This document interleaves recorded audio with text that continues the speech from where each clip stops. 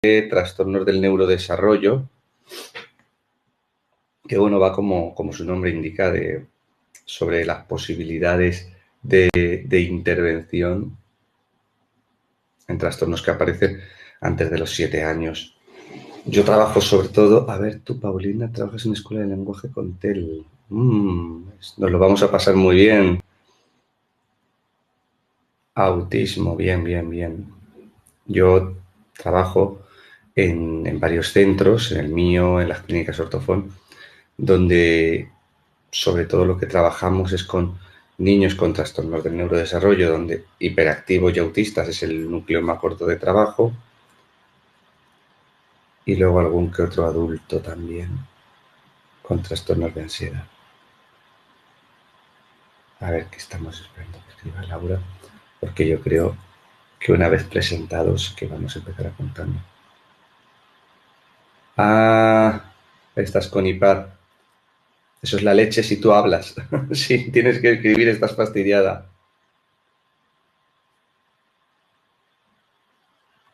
Exacto, Laura. Yo no sé cómo estarán las cosas en Chile, Paulina, en Chile, pero aquí tenemos una gran cantidad de población, o hablamos de niños, sobre todo de autismo y TDAH.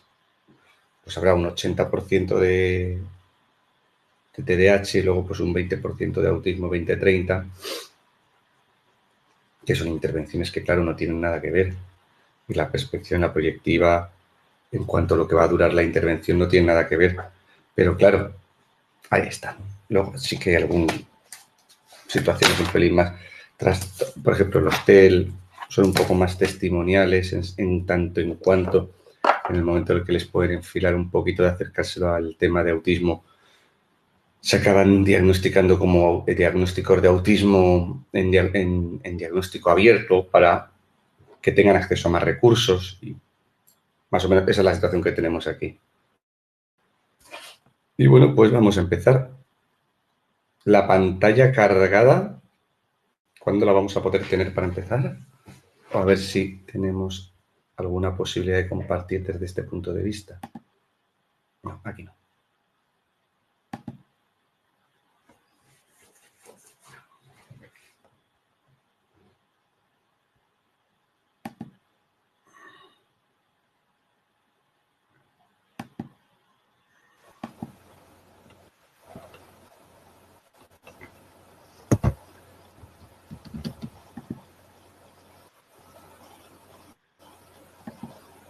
No, no se ve. Ahora te vemos a ti. Sí. Se supone que estoy compartiendo pantalla y se supone que se está viendo la presentación PDF, pero no hay problema.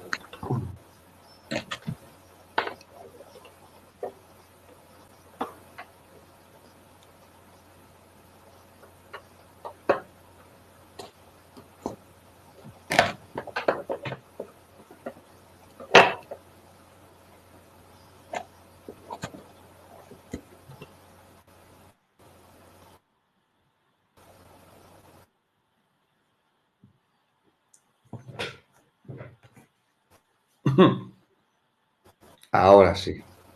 ¿Ahora? Ahora sí.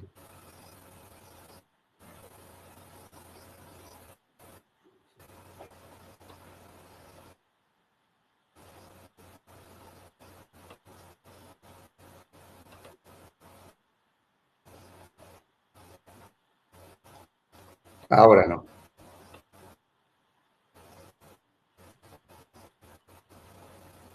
Bueno, yo creo que ya en cuanto podamos compartirla vamos a empezar con esto. Te va a hablar yo creo que voy a...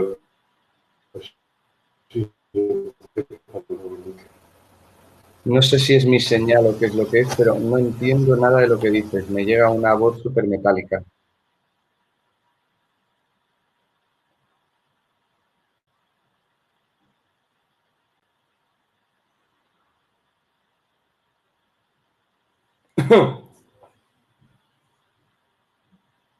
Vale, de acuerdo. pues lo haremos así. Ahora mismo hemos perdido la pantalla. Vale, aquí estamos, pues. Procedamos entonces a empezar. En cuanto puedas, me maximizas la pantalla. Y bueno, pues Laura, Paulina, si os parece bien, vamos a empezar. ¿Estáis de acuerdo?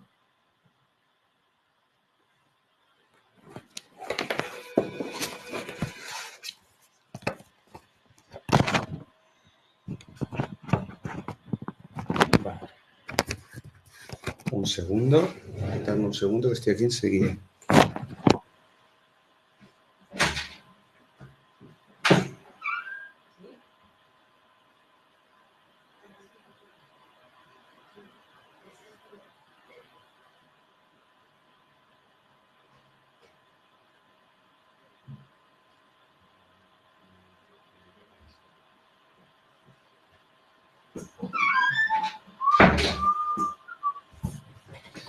Vale. Pues aquí estamos ya. Pero como yo no tengo control sobre las transparencias, tendré que estar hablando con Juan Moisés para decirle que en todo momento que nos la vaya pasando. No podré utilizar el cursor para hacer más énfasis en determinadas cosas, pero bueno, así que vamos a intentar hacerlo todo a través de comunicación oral. Pues en cuanto nos digas, podemos empezar.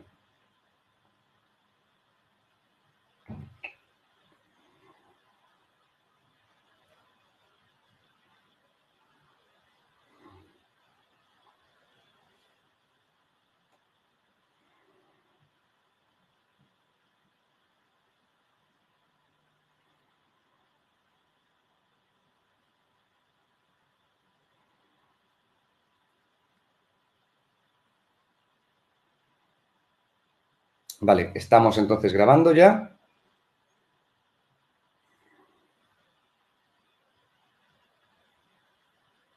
Porque yo no tengo esa opción.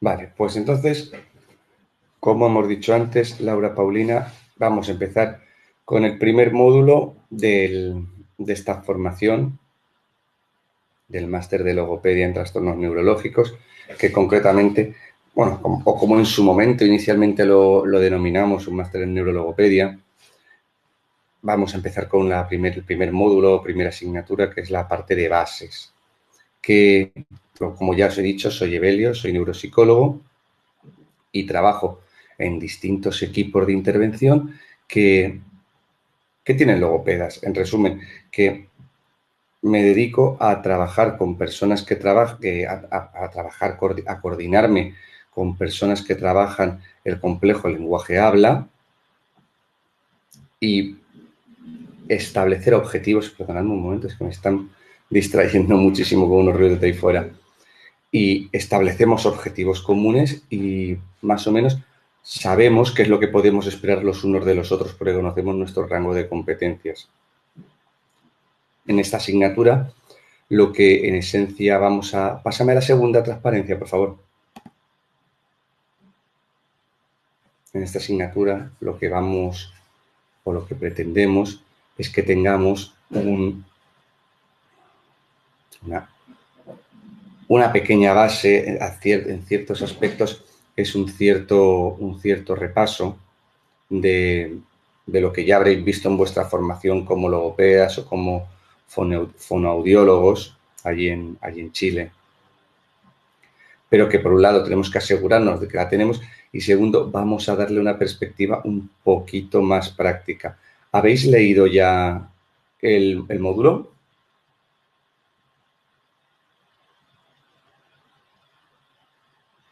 A ver.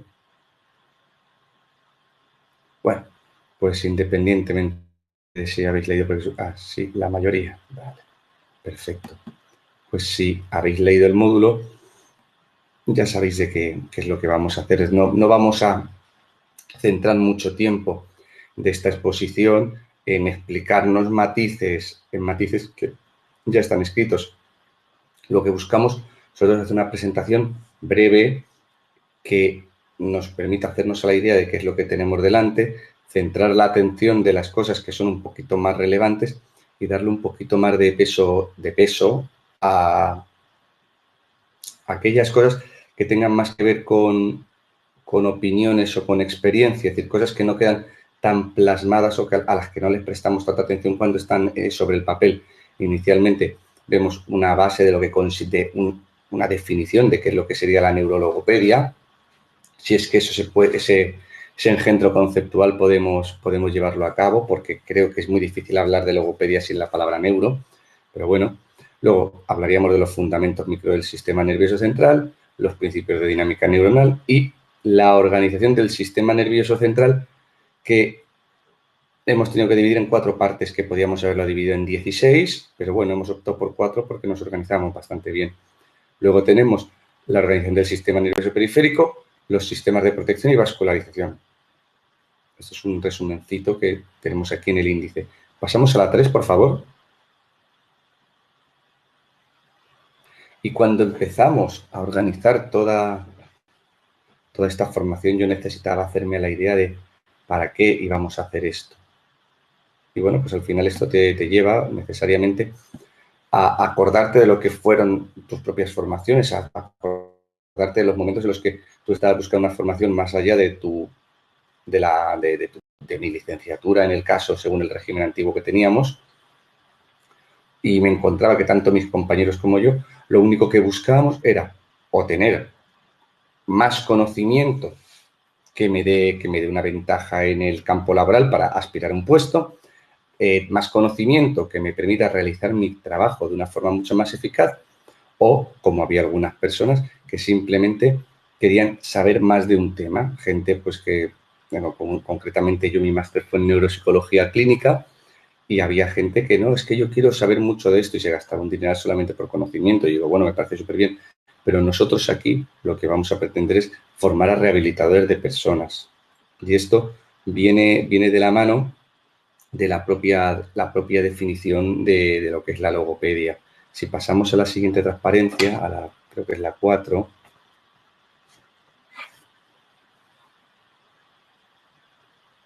A la siguiente transparencia, por favor.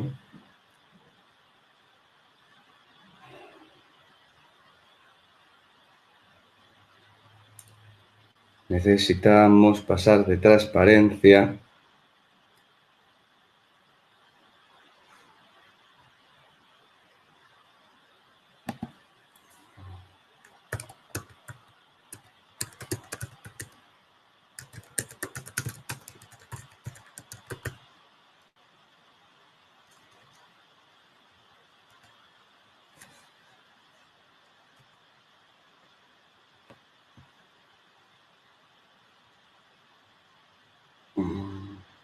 Bueno, ahora cuando consigamos pasar a la transparencia 4.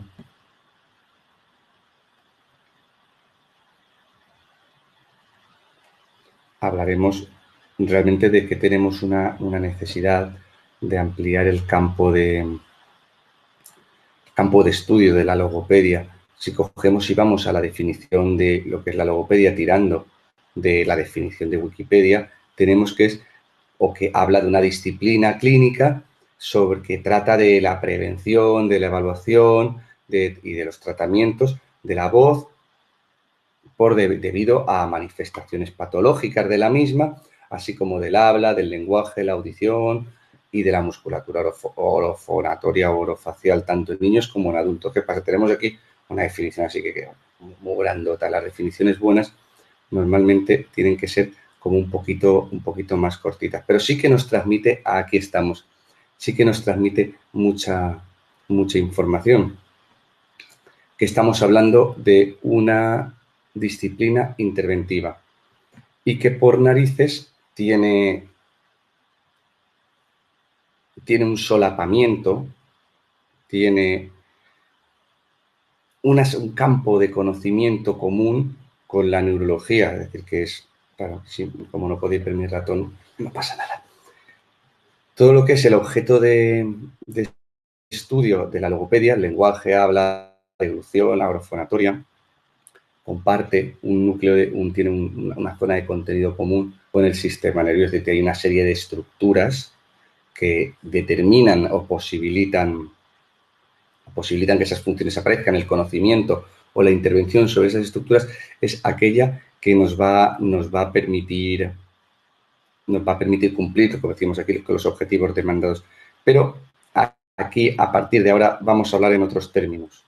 Que cuando hablemos de logopedia, de neurologopedia, lo que vamos a hablar es del proceso que acaba dando lugar al complejo lenguaje que habla, aunque también incluimos en cierta medida los aspectos de deglución y demás, pero vamos a centrarnos sobre todo en eso, en el complejo lenguaje habla. Y el complejo lenguaje habla, como ya os habrán dicho en formaciones, el cerebro no habla, lo que habla es la mente, a través del cerebro, pero el cerebro no habla. Y este matiz es muy importante porque nos va a permitir separar un poquito bueno, ampliar el objeto de conocimiento de la logopedia, es decir, considerar cosas que normalmente desde la perspectiva netamente neurodominante no se están teniendo en cuenta. Pasamos a la 5, por favor.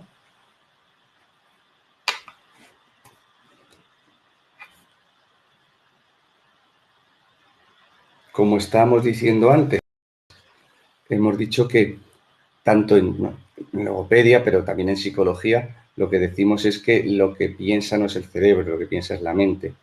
Por lo tanto, si en neurología existen unos sistemas un sistema nervioso responsable de una serie de procesos de lenguaje y habla, tenemos que ampliar un poquito las miras, tenemos que dar como un pasito más y en vez de quedarnos solamente con eso que es estructura, función, estructura, función, estructura, función, intentar buscar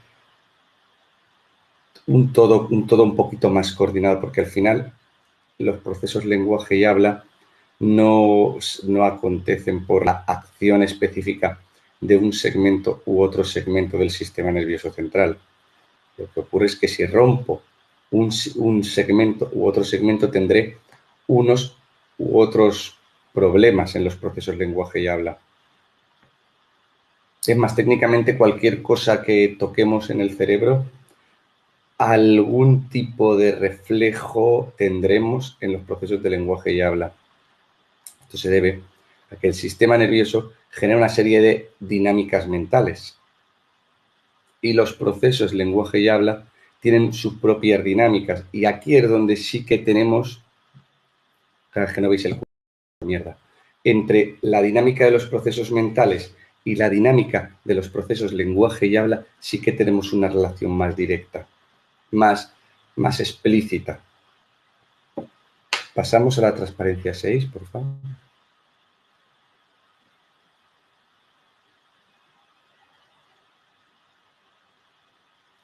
Y aquí tenemos que entrar en lo que se llama el matiz neuro. Es decir, los procesos lenguaje y habla son la consecuencia de una gran cantidad de procesos que tienen una gran cantidad de precondicionantes. Realmente, cuando estudiamos el lenguaje y el habla, ¿qué es lo que nos dicen? En esencia, claro, no podéis ver el cursor que estoy moviendo yo.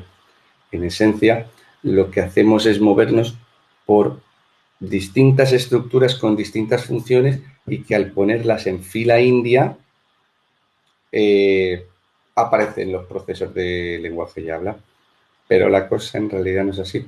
¿Y esto cómo lo podemos entender o explicar? Pues yo tengo personas que han sufrido daño cerebral y que sin que afecte a ninguna estructura del lenguaje, pero sí que está alterada su producción de lenguaje. Entonces, hostia, ¿y cómo puede ser? Hay personas que han tenido determinado tipo de lesión cerebral que ha generado un compromiso en la gestión fisiológica, es decir, en la gestión del grado de activación, que son personas que están letárgicas y que si tú pasas una prueba de fluencia verbal, te van a decir menos palabras de las que deberían decir. Entonces, ¿por qué está ocurriendo esto? Porque hay elementos precondicionantes, es decir, elementos o procesos que no tienen que ver no tienen que ver directamente con el procesamiento de información vinculada al lenguaje y al habla, pero que sí que joroban este proceso. Por ejemplo, ante una letargia, tú tienes una bajada del nivel de activación tan grande que no podrías articular no podrías articular a la velocidad a la que hiciera falta. ¿Esto significa que tienes un problema en el lenguaje? No, el problema no está en el lenguaje, pero a la hora de llevarlo a cabo el sistema no tiene suficientes recursos. Para entender esto tenemos que tirar de Luria. Luria entendió el sistema nervioso central como una coordinación de 3 unidades funcionales, es decir, todas las tareas a las que tú frentes al sistema nervioso central van a tener que pasar por tres piedras. La primera unidad funcional, claro, estoy aquí yo señalando cosas, pero solo lo veo yo. La primera unidad funcional, como podéis ver, está aquí abajo en el troncoencéfalo y es la responsable de la activación. Si bien esta estructura irradia sobre las otras 2 unidades funcionales, es el principio de la formación reticular, es el principio de la generación del estado de activación, es el elemento energizante del sistema. La segunda unidad es la relativa a automatismos de procesamiento. En realidad, la segunda unidad funcional abarcaría un poquito más hacia adelante. Lo que pasa es que hay una parte que es común entre la tercera y la segunda, pero bueno, luego intentaremos explicar un poquito cuando hablemos de las funciones de construcción y de deconstrucción. La segunda unidad funcional, en esencia, de lo que se encarga es de automáticamente procesar información. ¿Qué es procesar información? Coger información, descomponerla e integrarla con otra información. Es decir, aquí, por ejemplo, en esta unidad funcional lo que estamos es recibiendo la información de lo que vemos, de lo que oímos, de todo lo que ocurre a nuestro alrededor, sensaciones táctiles, temperatura, mi propio cuerpo, las cosas que se mueven delante mía.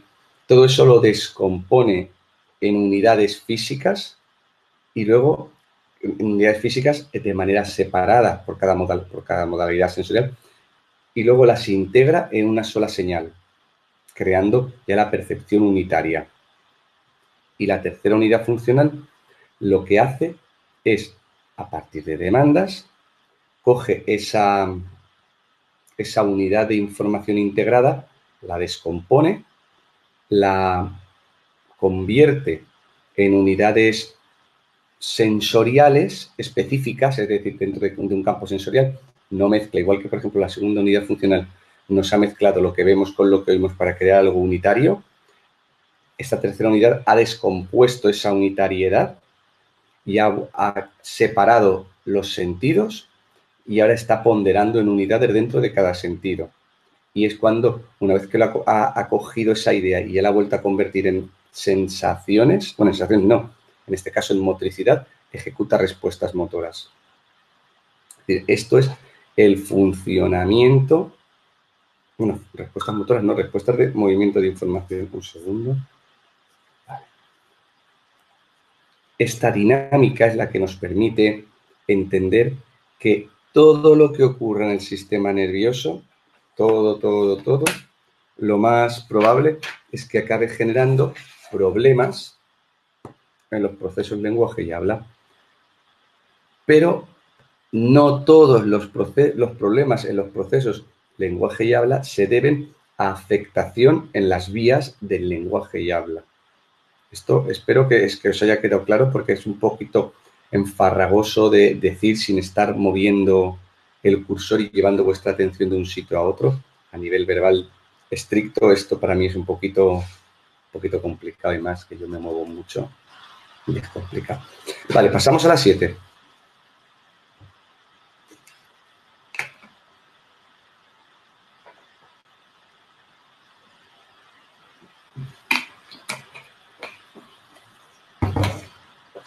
Necesitamos ir a las 7.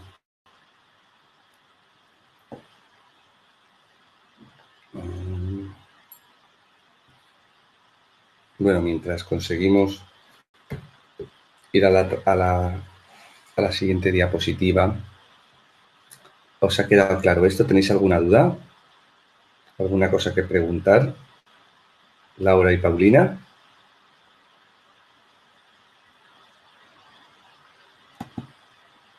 Ok.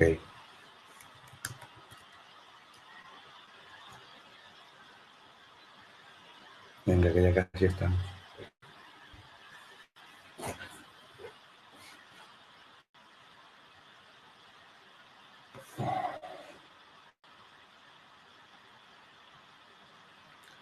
No, la integración sensorial en TEA estamos en la segunda.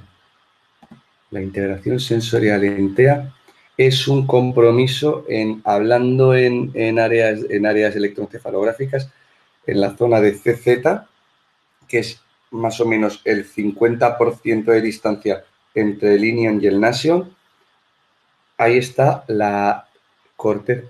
Nos hemos ido a la 11, queremos ir a la 7, por favor. La integración sensorial se da en la banda sensoriomotriz, que es como si te pones una diadema que une de oreja a oreja, esa unión entre el cerebro sintiente y el cerebro actor, el cerebro motor, ahí es donde se producen estos procesos de integración sensorial. Si bien luego en las uniones entre lóbulos también se dan procesos, pero lo que es la integración en toda su gloria se da ahí en la banda sensoriomotriz. ¿Qué ocurre? Que cuando hablamos de integración sensorial en TEA, que esto lo vamos a ver en el próximo módulo, que ahí es donde nos lo vamos a pasar súper bien, porque ahí sí que tengo muchísimo que decir. Nos encontramos con que yo he visto hay muchos tipos de autistas, esto es lo de siempre, el autismo, hay tantos como personas, cada persona es un mundo y todo esto.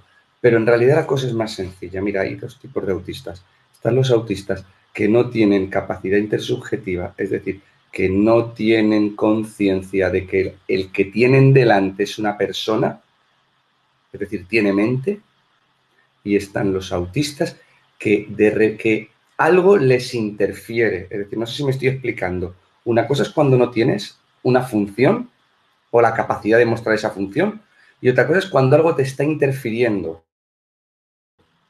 Normalmente los niños con trastorno espectro autista, con ese diagnóstico, que lo que tienen son disrupciones sensoriales, en el momento en el que tú mejoras esas disrupciones sensoriales, y esas disrupciones sensoriales nunca son visuales ni auditivas, son casi siempre propioceptivas o vinculadas a temas de equilibrio. En el momento en el que tú modulas eso, mejora una barbaridad. El problema es que durante años han estado viviendo con esas sensaciones enclaustrando o capando ese procesamiento de orden social, y claro, el tiempo perdido no vuelve. Si hemos pasado las ventanas de madurez, las ventanas de maduración se llaman. Si hay una cosa que se llama las ventanas de maduración, es decir, que tales funciones solo van a aparecer si durante tal periodo de tiempo se ha procedido a una estimulación adecuada. Por ejemplo, si yo durante 8 o 9 años a un bebé no lo expongo al lenguaje, seguramente no desarrollará lenguaje o tendrá muchas dificultades, porque hemos pasado a la ventana de maduración, es que tiene un nombre eso, no me acuerdo ahora mismo. Pero Laura, respecto a lo de la integración sensorial, se da en la unidad, en la segunda unidad, entre la segunda y la tercera unidad funcional. Cuando digo unidades funcionales no estoy hablando áreas primarias, secundarias y terciarias. Esto lo vamos a ver después. Esto tiene que ver más con el tipo de organización con la arquitectura neuronal de la zona, con qué tipo de estímulos están procesando. Y bueno, pasamos a lo que hemos definido como el problema de neuro, el problema de emplear la palabra neuro en estos temas. El primero es que hemos tenido, ahora mismo ya estamos más o menos terminando, pero lo que se llama la moda de las neurocosas durante los años el cambio de siglo ya se proclamó, todo está en el cerebro, y todas las disciplinas sabidas y por haber acabaron poniendo el apellido neuro dentro de su campo de trabajo. Neurofisioterapia, bien. Neuropsicología, bien. Luego te encuentras con neuromarketing, luego empiezas a escuchar con neurocoaching, luego empiezas a ver neuromercadona y dices, tú, creo que esto se nos está yendo un poquito. Esta gente lo que hacía era un solapamiento entre algunas estructuras cerebrales que las mencionaban así como con palabras un poco grandilocuentes y sus objetos de trabajo. Y eso es justo lo que queremos que no ocurra con este tema, con nosotros. Nosotros no hablamos de que la vía de procesamiento del ser humano es esta y por eso la vía del marketing tiene que seguir o acompañar estas vías neurales o por lo menos considerarlas. No, nosotros no hablamos de que esta es la línea neurológica de los procesos de lenguaje y habla. ¿Por qué? Porque consideramos que los procesos lenguaje y habla tienen una relación bidireccional con el sistema nervioso central, con el cerebro. Esto es borrico, pero vamos a analizarlo un poquito. Ahí tiene como dos argumentaciones. La particularidad de la relación, es decir, la bidireccionalidad, se fundamenta en que los procesos de lenguaje y habla acaban generando cambios morfológicos, estructurales en el cerebro. Hasta al principio cuando te lo acaban diciendo, ¡hala! ¿Pero qué dices? Al revés, el cerebro es el que permite, y es la función hace el órgano. Lo que acaba ocurriendo, ¿os acordáis de, no sé si lo habréis estudiado, hay un experimento que se hizo con taxistas de Londres, en el que se evaluó, se midió a través de neuroimagen el tamaño y la densidad de las estructuras cerebrales que ellos tenían responsables del procesamiento de información espacial. Y se encontraron con que los taxistas de Londres tenían esas estructuras cerebrales más grandes y más densas que el resto de la población. Hay dos opciones. O tener esas estructuras te da una ventaja a la hora de aspirar a esos puestos de trabajo y por eso esas personas son taxistas, o que el ejercicio de su profesión lo que ha hecho es modificar morfológicamente su procesador de información, su sustrato neurológico. Lo segundo, de la misma manera que el cerebro de una persona que no se ha enfrentado al estímulo lingüístico, por lo tanto no ha podido desarrollar los procesos de lenguaje y habla ordinarios, ese cerebro tendrá estructuras más pequeñas, menos densas, en áreas responsables de los procesos de lenguaje y habla. Por lo tanto, la relación ya no es tan de sojuzgación, ya no es tanto la neuro es la que explica los procesos de lenguaje y habla, no, porque cuidado que los procesos de lenguaje y habla también pueden modificar estructuralmente el cerebro, pero es que luego viene la segunda parte, que es que a nivel funcional nuestra mente se estructura a través del lenguaje. Una persona que no tiene lenguaje tiene muchos problemas para organizar la mente tal y como hemos decidido que tiene que estar organizada. Estoy seguro que una persona que no tenga lenguaje tendrá una mente con unas experiencias subjetivas impresionantes que no serán las nuestras. Pero nosotros utilizamos el lenguaje para organizar la mente. Por lo tanto, el lenguaje tampoco no podemos permitir o no podemos considerarlo como un elemento, una consecuencia de un proceso, sino que es un papel activo en la dinámica y que genera situaciones de bidireccionalidad. Esto yo creo que es lo más importante a entender dentro de la concepción de neurologopedia. El hecho de ser consciente que no es una relación direccional, sino que tiene ramificaciones que nos podrían permitir entenderla como bidireccional. ¿Eso lo tenemos claro? ¿Lo he conseguido explicar bien a pesar de no poder dar ningún tipo de énfasis visual? Perfecto.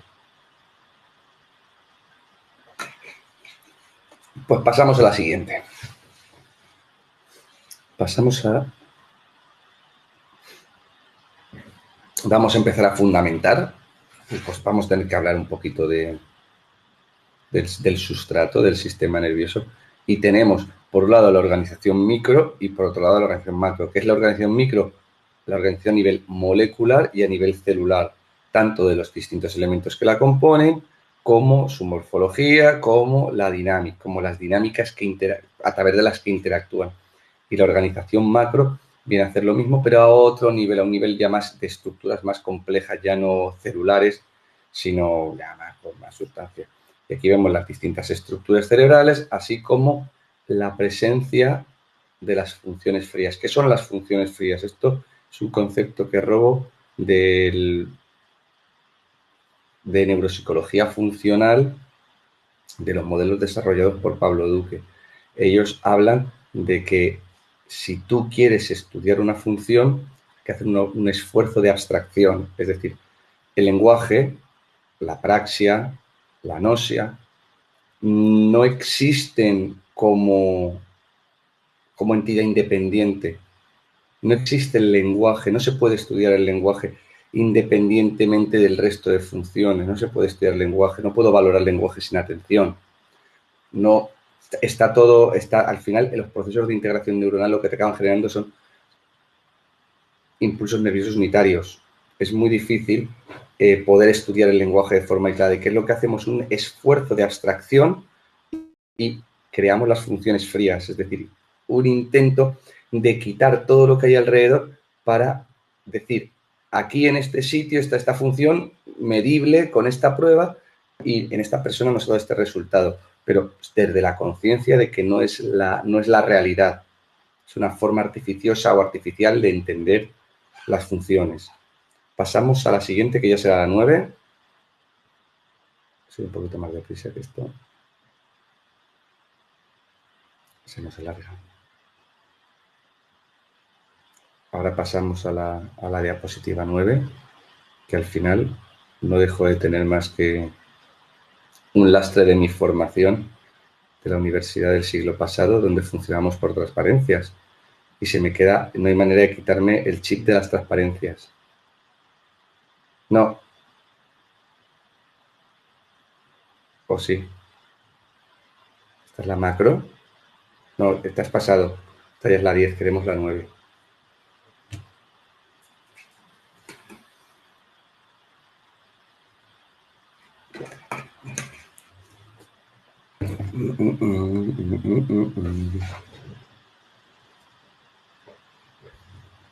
No, esto ya es la 11.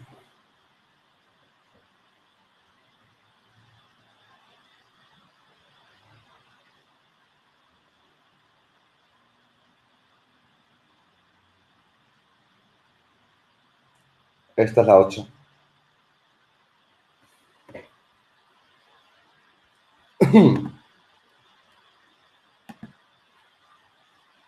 Ahí estamos. Pues cuando hemos dicho antes que íbamos a hablar de la organización micro, vamos a hablar de cómo a nivel molecular y cómo a nivel bioquímico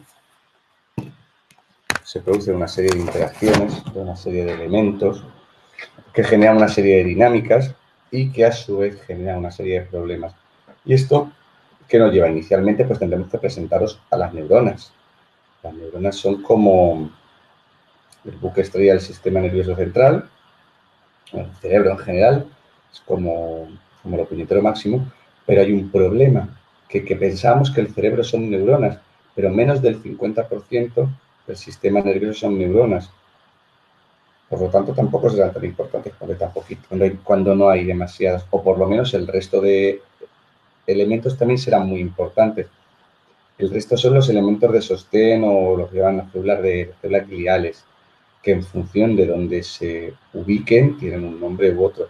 Por un lado tenemos los astrocitos, que son los que se encargan esto de los astrocitos, los oligodendrocitos, son responsables tanto de alimentar la neurona como de aislar tanto la sinapsis como los elementos de conducción. Estos oligodendrocitos son los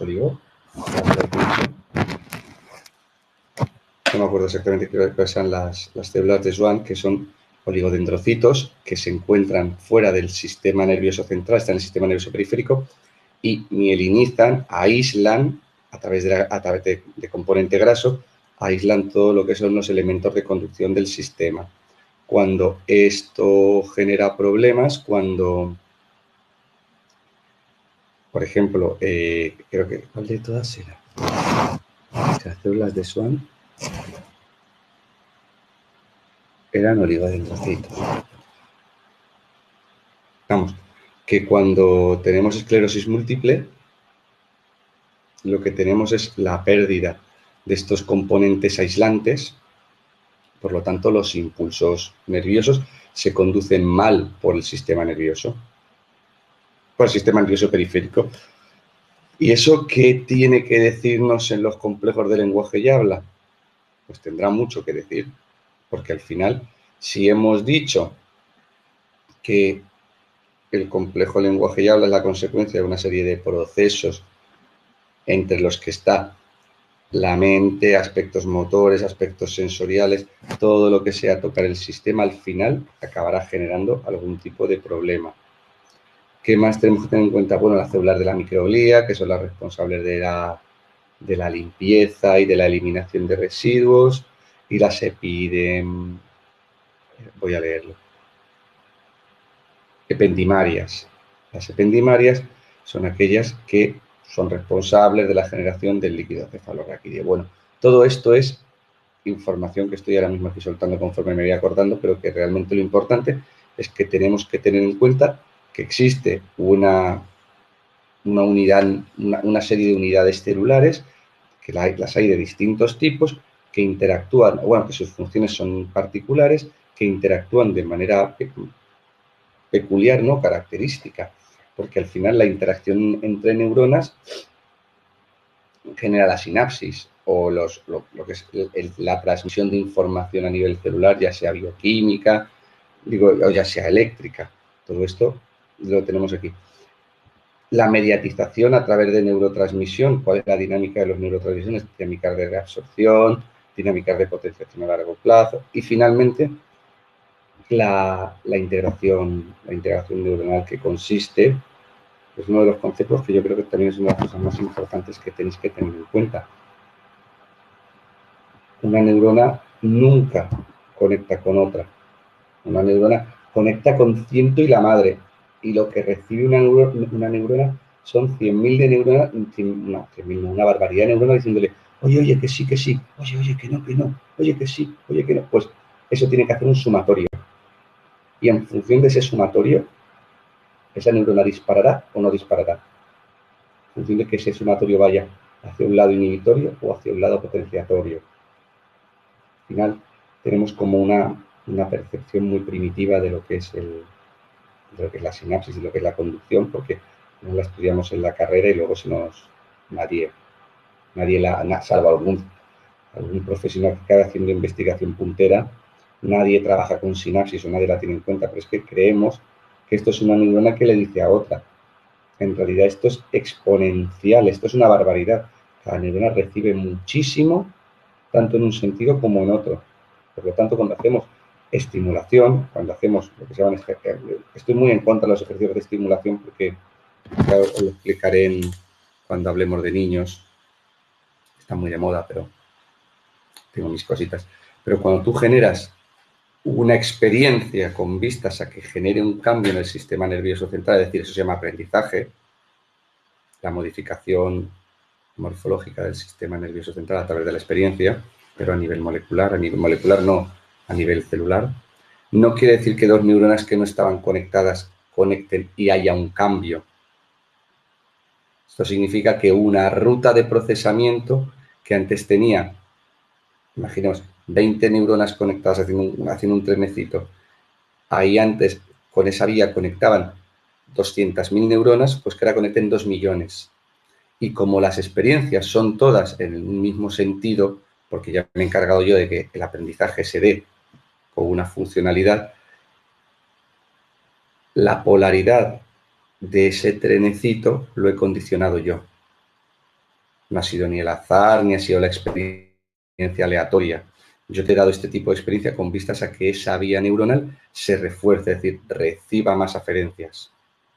Es un poco complejo así decirlo solo con palabras, pero bueno, por lo menos lo estamos intentando. ¿Queda claro el concepto final de integración neuronal?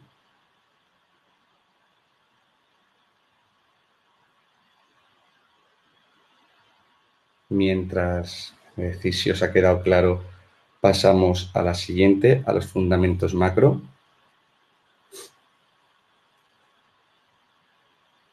Ok.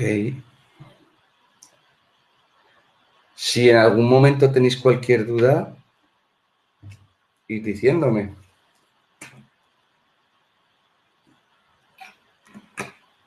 En la organización macro vamos a salirnos del nivel celular ya para entrar en grandes agrupaciones de tejidos o grandes estructuras cerebrales.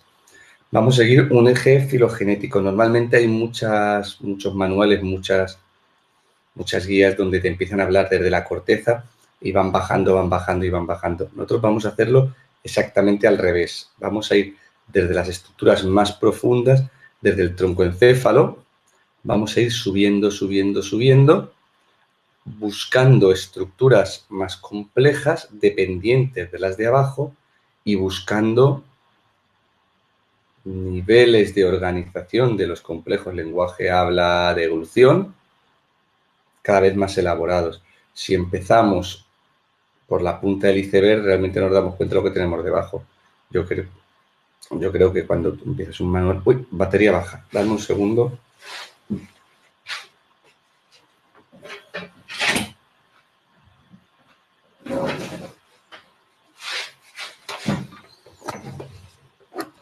Sabía yo que esta me iba a durar. Arregla. No, vamos.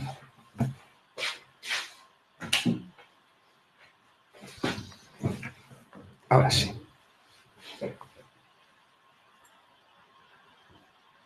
Vale. Por lo tanto, lo que vamos a planear es presentar tanto las distintas. Esta luz me está dando mucha caña. A ver si un poquito mejor así. Lo que vamos a ir es ir presentando estructuras en la medida más pormenorizada posible y vamos a hablar de qué peso tienen en los procesos lenguaje, habla, de evolución. Y en cada una de estas estructuras hablaremos de qué consecuencias puede tener su disfunción dentro de los procesos de lenguaje, habla y de evolución. Mira, estaba yo aquí pasando la diapositiva. Pasa a la siguiente, por favor.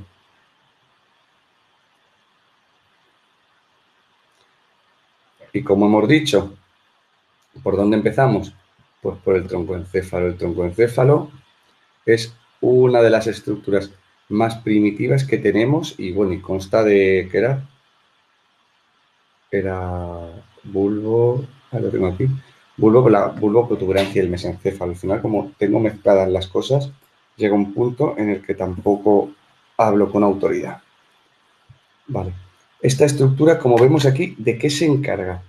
De la gestión del grado de activación o el arousal, de la gestión de aspectos muy automáticos, como que son el control de la respiración, que al final la respiración tiene un componente voluntario, pero tiene unos reflejos involuntarios. Este control de respiración es al que se refiere todos los reflejos de estornudo, vómito y demás, y los pares craneales que salen de toda su superficie, que se encargan, como ya hemos hablado, del control. ¿Ya hemos hablado? No lo hemos hablado todavía. Del control de la musculatura orofonatoria, entre otras. ¿Qué tendríamos que decir? ¿Qué es lo que vais a leer? ¿Qué es lo que vais a aprender en este módulo? Pues dentro de las estructuras del troncoencéfalo, ¿qué problemas de lenguaje, de habla y de deglución puede haber? Vamos a ver si estamos hablando de los pares craneales, donde está la musculatura donde están los responsables del control de la musculatura orofonatoria, pues ya estamos hablando que a nivel de agua, de lenguaje y de deglución vamos a tener tela, porque incluso también está el reflejo de tragar. Esta es la estructura donde tenemos estas funciones y que esas funciones tienen según qué peso sobre los procesos lenguaje, habla, deglución, y el daño en esas áreas genera los siguientes problemas. Esto es lo que vais a encontrar en la guía. Pues ahora mismo si nos ponemos aquí enumerar lo que tendríamos, estamos 6 horas. Pasamos a la siguiente, que ya será la 12, y hablamos del cerebelo. Cerebelo es uno de los grandes desconocidos, porque cuando tú ves las fotos o lo has visto en persona, no te cuadra la densidad que tiene. Cuando a ti te explican de las funciones del cerebelo, te das cuenta que tiene de entrada un ámbito muy residual, como podría ser el equilibrio, alguna coordinación motriz, algunos aspectos de coordinación motora junto con los ganglios basales, no sé cuántos. Pero dices, esto es muy denso, está muy circunvalado, el cerebro cuando se circunvala es cuando hay mucha superficie en muy poco espacio y tiene que meterse hacia adentro porque ya no cabe. Pues la densidad neuronal del cerebelo es impresionante y está es muy denso. Por lo tanto, seguramente haya muchas funciones que todavía no nos hayamos dado cuenta que cumple. Pero bueno, sí que tiene una serie de su lesión, sí que tiene una serie de características que tienen peso sobre procesos de lenguaje, de habla y a lo mejor un poquito menos de deglución. Lo que sí que hay que tener en cuenta es que cuando hablemos de neurologopedia no vamos a poner valientes. Además de hablar de lenguaje, habla y deglución, vamos a considerar lectoescritura. Y a pesar de que la lingüística o la sintaxis forme parte de la organización del lenguaje, también podemos considerarla un poquito, en cierta medida, a título independiente. Es decir, que dentro de si la sintomatología cerebelosa, como veréis en el manual, habla de compromisos o de riesgo de compromiso en el lenguaje, también hay riesgo o compromiso específicamente lectoescritor y metalingüístico, no morfosintáctico. En cierta medida, estos tres últimos, es que estoy señalando cosas, pero no lo veis, estos tres últimos aspectos, como es lectoescritura, metalingüística y morfosintaxis, están dentro del lenguaje. Es más, en cierta medida, el habla no es más que una forma de empleo del lenguaje. Pero lo mostramos separado para que veamos los matices. Está claro que si tú tienes una afectación en el lenguaje debido a un agente cerebrovascular de compromiso cerebeloso, suena mucho más potente que hablarte de un compromiso a nivel metalingüístico o a nivel lectoescritor. Pero para rehabilitarlo sí que tenemos que conocer la diferencia en esos matices. O por lo menos sí que os va a ser útil. Pasamos a la siguiente, que ya tenemos el diencéfalo. Y el diencéfalo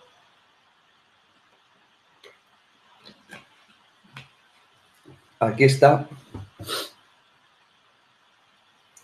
Cuando antes me has mencionado los trastornos de integración sensorial en TEA, Laura, aquí tienes otra de las piezas del puzzle. Hemos estado hablando de que eso se genera en la banda sensoriomotriz, que es una banda que va de oreja a oreja, en la superficie la corteza cerebral. En realidad, ahí es donde se manifiesta, pero se genera entre esa estructura y el tálamo. Realmente, la conciencia, aquí hablo de conciencia sensorial, pero es que, claro, la conciencia sensorial es lo que es. La percepción del yo, la experiencia subjetiva, surge de la acción o de la interacción o de la actividad mutua o la actividad coordinada entre el tálamo y la corteza cerebral. Hay una serie de estructuras que se llaman columnas talamocorticales, que son vías de comunicación bidireccional entre la corteza y el tálamo, y que en esas zonas que hemos dicho sobre sobre la banda sensoriomotriz, lo que acaba generando es la conciencia de mi yo sensorial. Si eso está afectado, si esa comunicación no se da de forma eficaz, evidentemente aparecerán problemas de integración sensorial, entre otros. Sí, aparecerán problemas incluso de control del grado de conciencia o de la percepción de la conciencia. Aquí tenemos la conciencia arousal, la conciencia del grado de activación. Hemos dicho que la arousal pero coño, Severio, si el arousal lo genera la formación reticular, que es a nivel de mesencéfalo para abajo. Digo, ya, pero eso proyecta para arriba, que el origen esté ahí. Ahora viene todo lo que tiene que subir para arriba. Si por muy bien que funcione la formación reticular, como el tálamo no haga lo que tiene que hacer, tenemos problemas en la gestión del arousal. Y aquí tenemos lo mismo que hablábamos al principio de estas personas que tienen daño cerebral y hay una letargia mental muy grande, muy grande, muy grande, que hace que su fluidez verbal esté afectada.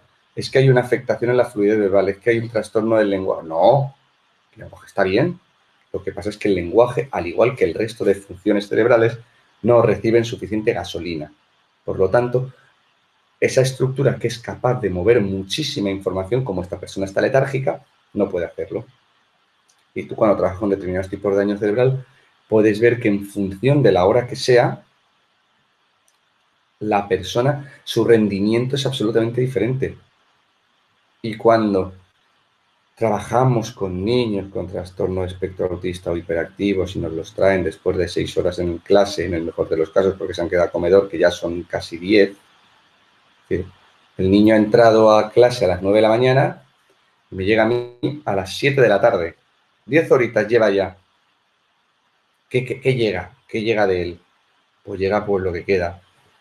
Ahora trabaja tú con él. Si ahora vamos a trabajar conciencia en integración sensorial con un niño que es un cadáver con patas. O al revés.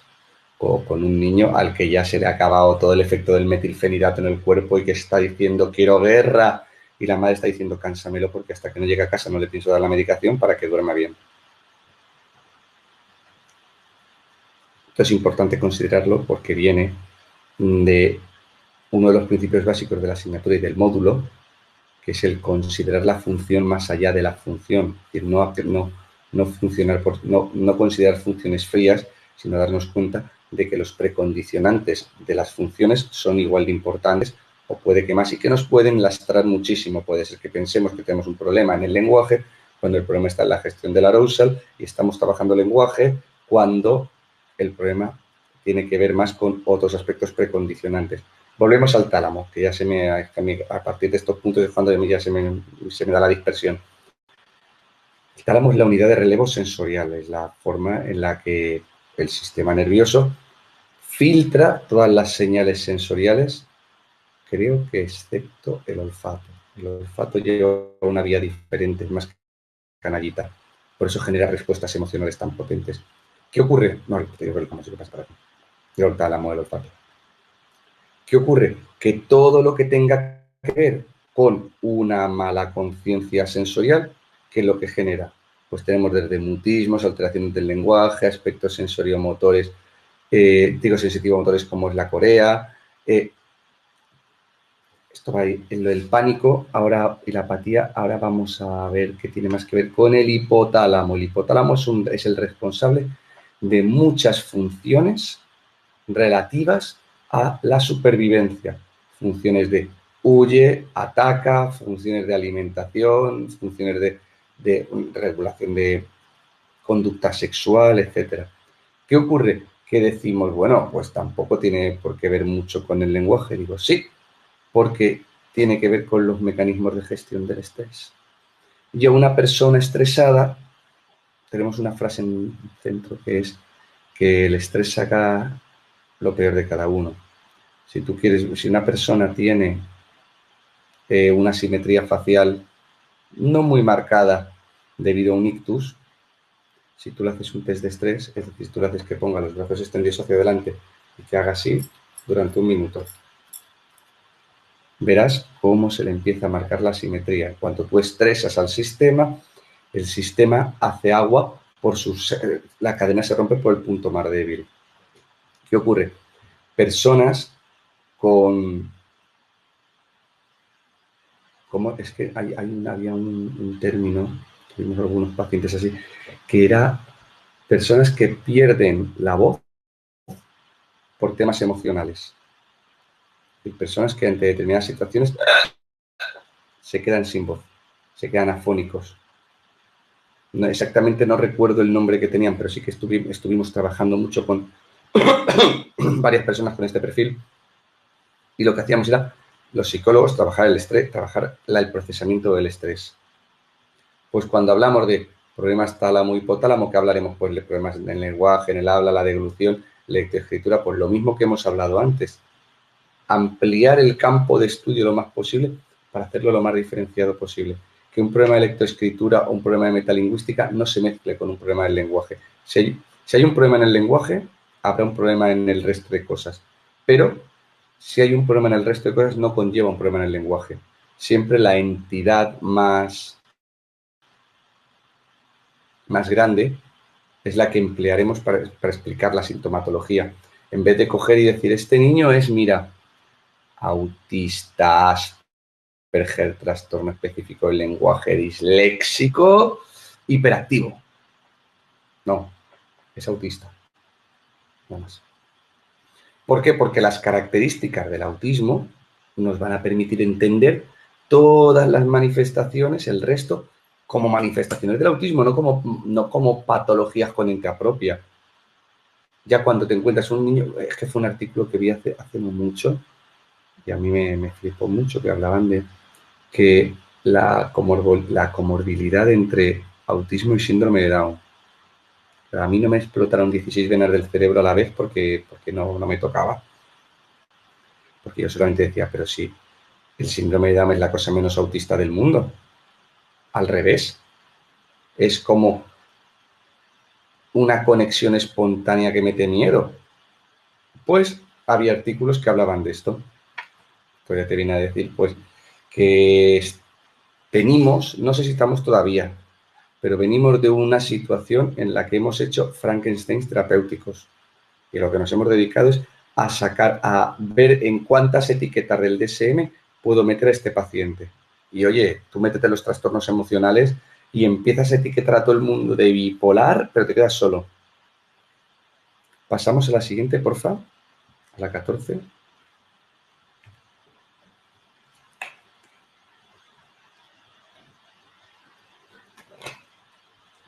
¡Hala! ¿Cómo se nos ha ido el tiempo? Llevamos una hora. Bueno, vamos a ir un poquito más rapidito. El sistema límbico es el responsable de respuestas emocionales, de respuestas endocrinas muy, muy primitivas y que son muy difíciles de controlar. Cuando tenemos problemas con el sistema límbico, aquí el condicionamiento operante tiene muy poquito que decir. Cuando algo es involuntario, las respuestas son muy, muy intensas. Y hablamos por el control de algunos reflejos, capacidad de aprendizaje, percepción del refuerzo, el control de la ira, que pasa aquí está el núcleo accumbens por aquí, exacto. Aquí lo que tenemos es una barbaridad de estructuras que motivan, que nos hacen tender hacia la acción. Pues hay veces que puede llegar un padre, yo hablo mucho de ejemplos de niños porque son los que más trabajo, pero que te llegue un padre y te diga, es que tienen un déficit de motivación. Y tú solamente piensas, vamos a ver cómo podemos estimular el sistema límbico de este niño. A ver, no se puede. Es bastante complejo todo lo que es trabajar el límbico, todo lo que viene de ahí abajo es muy, muy, muy, muy, muy primitivo. Porque aquí lo que tenemos es que las emociones nos lo van a boicotear todo. Porque ¿qué son las emociones? Que luego esta es otra, cuando hablamos entre terapeutas de qué son las emociones. Las emociones son correlatos fisiológicos de cambios. Exacto, las emociones no se dan en la mente, las emociones se dan en el cuerpo. Y esto es una de las cosas más importantes, por tanto las emociones no son controlables. Y genera genera unas respuestas muy, muy, muy, alteran muchísimo, te comprometen. Y al no ser, no es como no son entrenables, es muy dificultoso. Y sí que tienen como una serie de compromisos sobre el sistema, sobre los procesos de lenguaje y habla. ¿Qué tenemos aquí? Pues si no me equivoco, pues por aquí tienen que estar las amígdalas, por aquí tiene que estar el hipocampo, toda una serie de estructuras muy primitivas vinculadas a temas de supervivencia en cuanto a sentirte atraído o buscar unas cosas y no otras, y que encierran el corte orbitofrontal, que ahora no lo estamos viendo, como estoy moviendo de un sitio a otro, pero sí que tienen un compromiso importante sobre las capacidades de lenguaje y de habla y los procesos de lenguaje y habla. Pasamos a la siguiente, que ya tenemos que entrar en los ganglios basales. Aquí es donde estaba el accumbens, ya me he hecho yo solo la picha un lío, al no tener el apoyo controlado. Vale, los ganglios basales, que son estructuras igual que las de antes, son núcleos neuronales metidos dentro del cerebro y que tiene que ver con la coordinación en cierta medida de elementos involuntarios del movimiento. Por un lado, ¿por qué decimos esto? Porque cuando se joroban los ganglios basales, ¿qué es lo que nos aparece? Nos aparece el Parkinson, nos aparece la corea, nos aparecen los movimientos de balismo. Como cuando se degeneran, aparecen manifestaciones motrices, de entrada tendemos a pensar que los ganglios basales tienen que ver con la motricidad. En realidad no, en realidad, bueno, sí, pero no. Tiene que ver más con las automatizaciones. ¿Qué es lo que ocurre? Que gran parte de las funciones cerebrales son automáticas y la capacidad de automatizar en lectoescritura es muy importante. ¿Por qué? Porque yo cuando leo no estoy analizando letra a letra su estructura espacio-temporal. Si el palo está para un lado, para el otro, si la barra va para arriba, para abajo, a la derecha o a la izquierda. Ese espacio y ese tiempo tiene que hacerse de forma automática. Por lo tanto, cuando empezamos a hablar de lectoescritura y la gente se enfrenta a un niño con un problema en lectoescritura, si tú profundizas y miras, si ese niño tiene problemas para hacer generalizaciones, para hacer automatizaciones a nivel lógico, lo más probable es que no estén fallando las estructuras corticales responsables del procesamiento lectoescritor, sino que es la capacidad de automatizar la que esté fallando.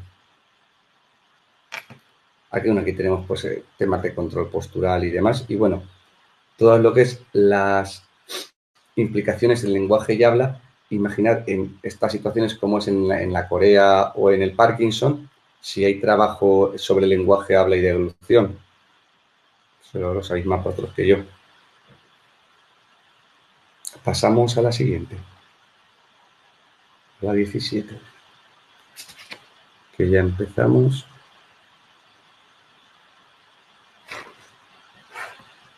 con la corteza.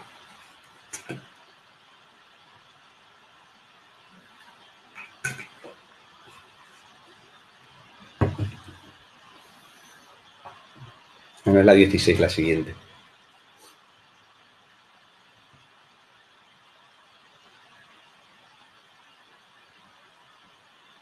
Hasta ahora está claro, ¿hay alguna cosa de las estructuras subcorticales o profundas que hemos visto que no haya quedado clara?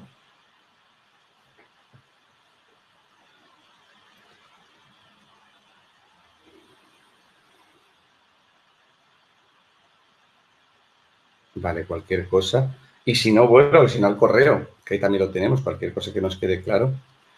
Esto lo vamos a hacer ya muchísimo más rápido. El lóbulo occipital, ¿qué hay que decir de él? Pues que está encargado de la visión. ¿Y qué hay que decir en lectoescritura y en comunicación no verbal de ver? Si es que si no veo no voy a ningún sitio. Aunque en sí no tenga un potente componente de reconocimiento o de asociación, lo que está claro es que es una unidad de procesamiento intermedio básico. Si no veo, no voy a ningún sitio. Pasamos a la 17, por favor.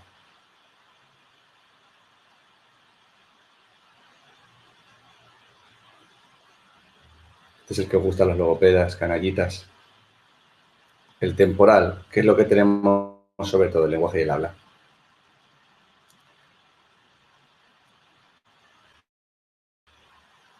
¿qué es lo que podemos decir también del lóbulo temporal? ¿Por qué no quedarnos solamente en esto? Pues que si tú lo levantas, justo debajo tienes dos estructuras del sistema límbico poco pequijosas, que son las amígdalas cerebrales y el hipocampo. Por lo tanto, el hecho de estar pegado a estructuras tan relevantes a nivel funcional hacen que el lóbulo temporal tenga un peso en la percepción de las respuestas emocionales, o por lo menos en la identificación, daros cuenta de por qué el lóbulo temporal es el que más se encarga de hacer, o más peso en identificación tiene, y en reconocimientos, porque tiene al lado por proximidad el hipocampo. El reconocimiento normalmente, evidentemente hay vías de conexión del hipocampo con distintas estructuras, pero el temporal es el que más cerca está, por lo tanto el que más información y más rápido puede acceder a ellas. Afasia de Wernicke como el paradigma de una lesión temporal, pero bueno, ya sabemos que normalmente las afasias nunca vienen solas. Pasamos a la siguiente, la 18, y vemos el parietal. El parietal es muy peculiar porque aquí es donde encontramos una gran cantidad de los problemas vinculados a la lectoescritura. En realidad el parietal lo que hace, por un lado, lo que tenemos es la organización, mucho trabajo de organización espaciotemporal del cuerpo respecto al espacio y al tiempo y de los objetos entre sí en el espacio y en el tiempo. Por lo tanto, en el momento en el que tenemos eso fastidiado, aparecen los problemas de lectoescritura. ¿Por qué? Porque no tengo un procesamiento adecuado de la información espaciotemporal, que es exactamente en lo que consiste el estímulo escrito. Luego, como hemos dicho, un parietal excelente y unos malos ganglios basales, el resultado es el mismo. No automatizo. No automatizo, no, el resultado es diferente. Por un lado, no proceso bien y por otro lado, no automatizo. El resultado es el mismo. El crío tiene problema de lectura o de escritura o de cálculo. ¿Cuál es el problema de todo esto? Dislexia. ¿Es lo mismo una dislexia de un niño que analiza mal el espacio y el tiempo que de un niño que realiza mal las automatizaciones a nivel general? No. ¿Posibilidad de diferenciarlo? Hablaremos en trastornos de neurodesarrollo. Aquí también tiene que ver con organización del discurso y demás, que en realidad simplemente es gestión del tiempo. Como hemos dicho, el parietal organiza espacio y tiempo. Sus distintas patologías en función de un parietal dañado, en función de lo que tú le evalúes, tenemos ese daño. Si tú que estás evaluando lenguaje, si tú el lenguaje, estás evaluando escritura, estás evaluando cálculo, tenemos que entender que el cerebro no está hecho en cajitas para nosotros, para que nosotros entendamos. Mira, le ha dado un ictus en el sector del cálculo. No, si te has llevado un parietal por delante, te has llevado el cálculo, te has llevado lectoescritura, te has llevado una barbaridad de cosas. Es posible que el bagaje que tenga la persona previamente haga que unas funciones se pierdan menos que otras, pero ese es el bagaje de la persona. Si te llevas por delante la estructura o la dañas, no vas a tener un daño solo en lectoescritura, pero no en cálculo. Si tú pules la prueba, si tú coges y le pones cálculo en papel, es lo mismo. Hay que analizarlo, por lo menos este tipo de situaciones, tenemos que verla desde el punto de vista más funcional, menos estructural. Pasamos a la siguiente.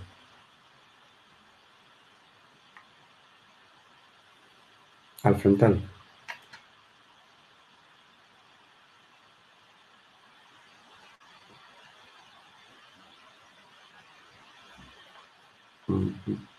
Mientras vamos pasando a la siguiente diapositiva, ¿alguna duda de esto? Evidentemente en parietal y temporal podríamos hablar durante meses, pero estamos intentando hacer un pequeño resumen de qué va la asignatura. Y ahora vamos a enfrentarnos al frontal. Y bueno, pues el frontal, pues ya sabéis de qué va.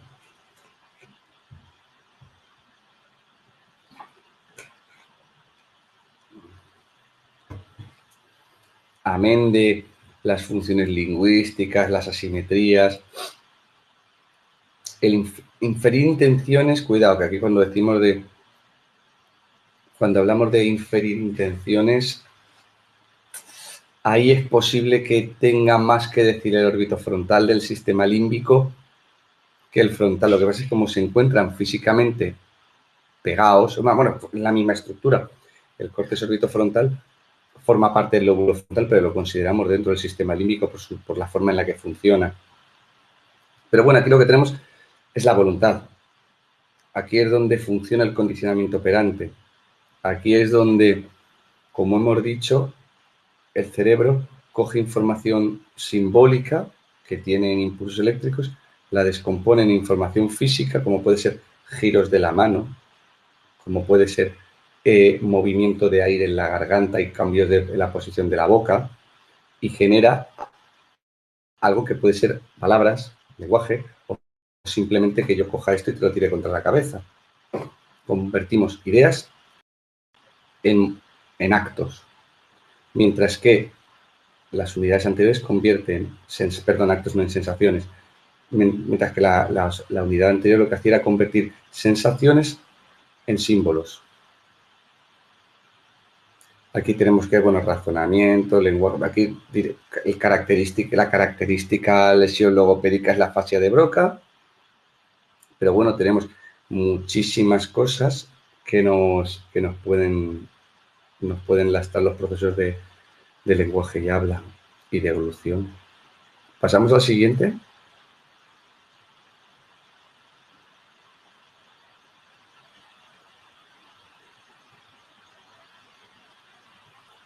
El frontal, como habéis visto, hemos ido muy rapidito y sin liarnos.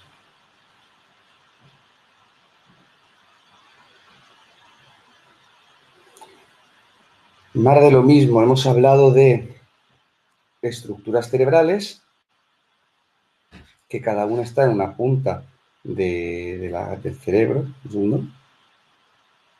Ya no. Nada.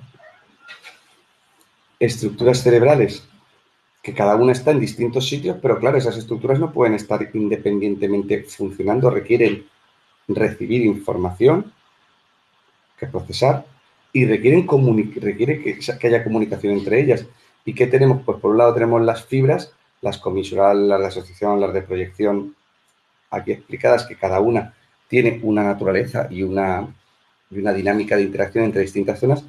Y por otro lado tenemos la médula espinal, que mientras que en la parte anterior tiene funciones motoras, en la posterior tiene funciones sensoriales. Realmente esto tampoco es que sea muy relevante, hay que saberlo, igual que sí que hay un tema donde se profundiza en la anatomía de la médula espinal.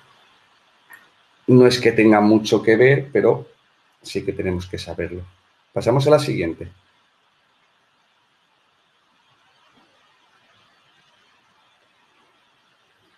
El sistema nervioso periférico. Es decir, allá donde no hay barrera ósea ni hematocefálica, es decir, donde no hay vértebras y donde no hay cráneo. La principal diferencia, evidentemente, es esa, es la más evidente. No hay una envoltura ósea, pero en realidad no es esa. Es que en el sistema nervioso central se procesa información, mientras que el sistema nervioso periférico conduce información. Podríamos pensar, no, porque en la médula no se procesa información, en la médula solamente se conduce hacia el cerebro, no, porque están los reflejos. Que llegue una señal a la médula y la propia médula genere una señal de salida, una señal de respuesta. Eso es procesamiento, realmente ahí está la diferencia. Lo que pasa es que utilizamos el no hay envoltura ósea porque es mucho más evidente y más obvio. Sistema nervioso periférico, aquí están los pares craneales, que son estructuras que, como hemos dicho antes, que están en el troncoencéfalo y que determinan pues la motricidad y sensorialidad de la cara, cuello, garganta. Están, pues claro, involucrados totalmente tanto en comunicación no verbal, en habla y en deglución. Pasamos al siguiente.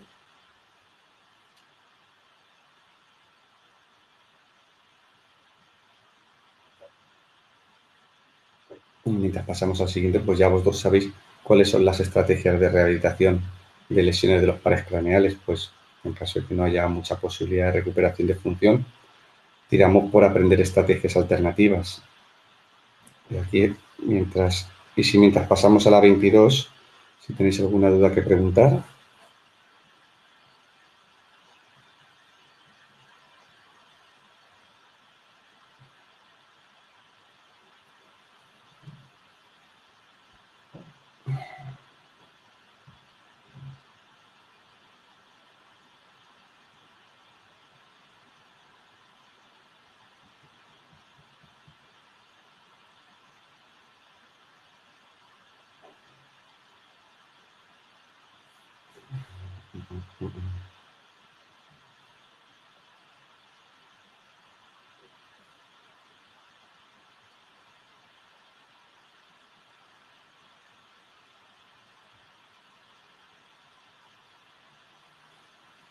Yo mientras lo que puedo ir es ir adelantando cosas.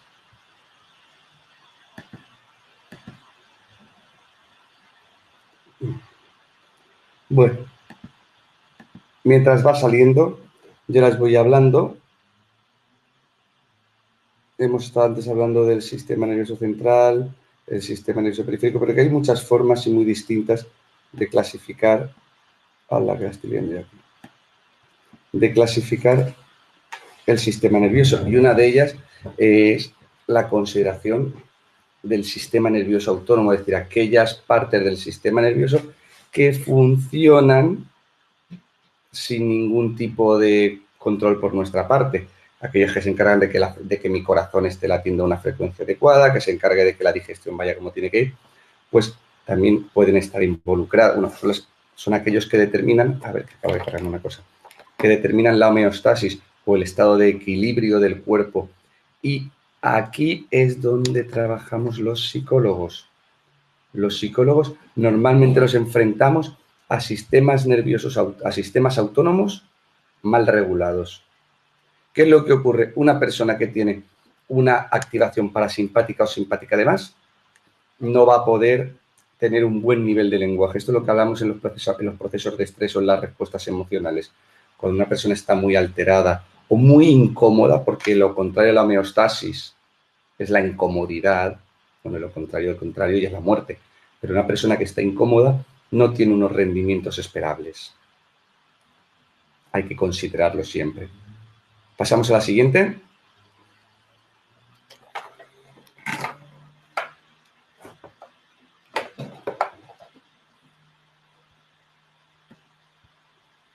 Un segundo. Ahora. Los sistemas de protección, como hemos dicho antes, el sistema nervioso central es delicado. Es delicado y es muy importante. Si esto se fastidia, mal vamos. Estamos siguiendo la misma línea conceptual que hemos planteado con todo el sistema. Es decir, qué hay, qué unidades, qué dinámica, qué interacción y qué ocurre si se rompe y qué ocurre relativo al lenguaje, habla, deglución, si se rompe las meninges, las membranas que cubren el cerebro. Si algo se fastidia aquí, meningitis, que es la infección de las meninges. El cráneo y la columna es la parte ósea, fracturas de cráneo, mal rollo porque el trozo de hueso puede meterse para adentro y romper el cerebro. La barrera hematocefálica es la frontera física que separa el torrente sanguíneo de la neurona, es decir, la neurona no mama sangre directamente. La neurona coge de la sangre lo que la barrera hematocefálica le deja, es decir, las sustancias que no pueden pasar la barrera hematocefálica nunca tocan la neurona. Hay determinadas sustancias, como los metales pesados, que sí que pasan la barrera hematocefálica. Hay determinadas medicaciones que sí que pasan la barrera hematocefálica. Por lo tanto, interfieren en el funcionamiento neuronal. El sistema ventricular son una serie de, no quiero decir agujeros, pero es que son vacíos dentro de la cabeza, dentro del cerebro, donde se genera el líquido cefalorraquídeo y que tiene, por un lado, esa función de generar líquido cefalorraquídeo y, por otro lado, de ser un amortiguador, es decir, si hubiese cualquier tipo de golpe dentro del cráneo que está cerrado y se hincha el cerebro, por un derrame, por ejemplo, estos agujeros permiten que el cerebro se deforme sin estrujarse, para que luego, cuando se reabsorba, volver a estar. Son unos amortiguadores naturales. Y el sistema ventricular, junto con todo lo que es el líquido cefalorraquídeo, lo que se encarga es de hacer un amortiguador líquido. Por un lado tenemos un amortiguador físico, que es el hueso propiamente dicho. Por otro lado tenemos una funda, que son las meninges. Por otro lado tenemos un amortiguador como es el líquido cefalorraquídeo. Y por otro lado tenemos una barrera final a nivel bioquímico. El hecho de una hidrocefalia, que es cuando se inflamase el cerebro y se aplastase se dañase al aplastarse contra el cráneo, o en caso de ser un niño pequeño que aún no ha soldado su cráneo, se deformase, eso puede provocar ruptura de fibras. Cuando tú rompes fibras, se pierden funciones. La meningitis pasa lo mismo, pero con aspectos infecciosos. Las fracturas, las intoxicaciones por metales, todo esto tiene una serie de compromisos sobre el lenguaje, habla, deducción y aprendizaje. Porque, claro, cuando hablamos de niños, cuando hablamos de hidrocefalia y niños, normalmente va a haber compromisos en las capacidades de aprendizaje, por lo menos en los rendimientos. Luego ya veremos qué consecuencias puede llegar a tener. Pasamos a la 24.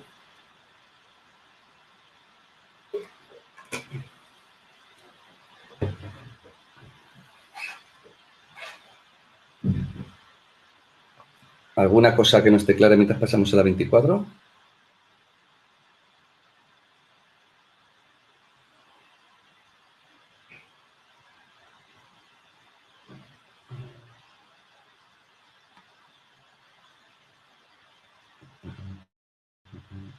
Todo claro, entonces.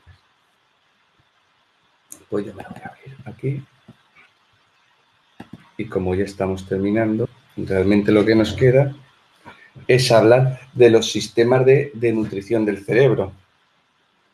Hablar de que hay un sistema arterial que mete sangre dentro y un sistema venoso que saca sangre de dentro. Esto tiene un compromiso a nivel estructural en que si, sobre todo, los sistemas arteriales no llevan sangre con alimento y luego el sistema venoso no retira los residuos consecuencia de la actividad neuronal, si eso no ocurre, pues la hemos liado porque tanto la función que sostenga las estructuras de las que estamos hablando se va a ver comprometida. Si estamos hablando de controlar la mano derecha, pues la mano se va a quedar cuca. Si estamos hablando de un área que tiene que ver con procesamiento del lenguaje, ese lenguaje se va a afectar. Pero como hemos dicho antes, que casi todo está interconectado, cuando tú generas, es posible que tú generes un accidente cerebrovascular que no afecte a zonas del lenguaje, pero que sí que tenga un compromiso en el lenguaje. Y ya finalmente, en la última diapositiva, la 25, ya vuelvo a una de las primeras, que es el para qué estamos haciendo esto, para qué estamos haciendo esta formación.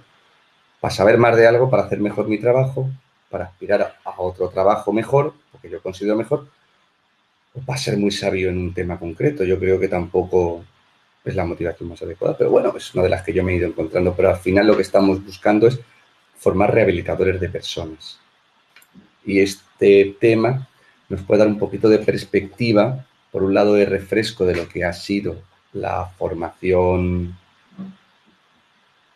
que hemos tenido en neuroanatomía y demás, y por otro lado un poco de perspectiva de usar esa información de una forma nueva. A lo mejor no hemos dicho nada nuevo, ya lo sabéis todo, a lo mejor sí que hemos sacado un poquito, por lo menos, de run de la cabeza, pero la intención es esa. La intención es que tengamos el mejor conocimiento, que estemos lo más avanzados posibles, no solamente en cuanto a que me sé más funciones del mesencéfalo, no, sino que entiendo más profundamente la dinámica global a la que me estoy enfrentando, que al final es una persona al que todos o parte de sus, cuando estáis delante de un paciente, al que todos o parte de sus automatismos se han fastidiado. Y eso pues, nos puede ayudar a entenderle y pues, puede ayudar a ayudarle. Y con esto creo que hemos terminado, así que tengo que daros muchas gracias por vuestra atención a pesar de la hora y esperar que os haya gustado. ¿Tenéis alguna duda o alguna cosa que plantear?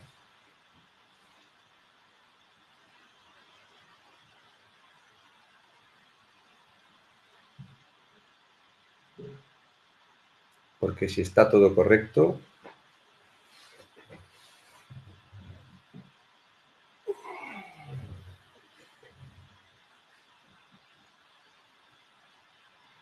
Perfecto.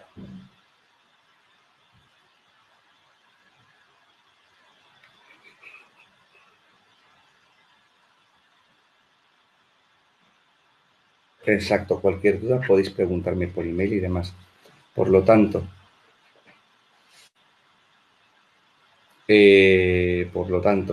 damos por finalizada la clase y seguramente os veo el mes que viene en el segundo bloque, el de trastornos del neurodesarrollo, que ya conforme lo vayáis viendo, si queréis, cualquier duda que os vaya surgiendo, podéis ir adelantando.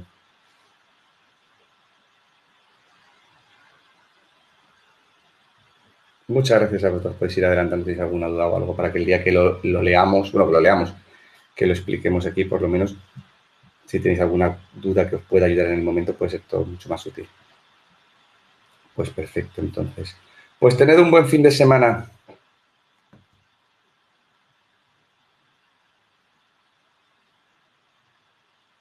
Hasta luego.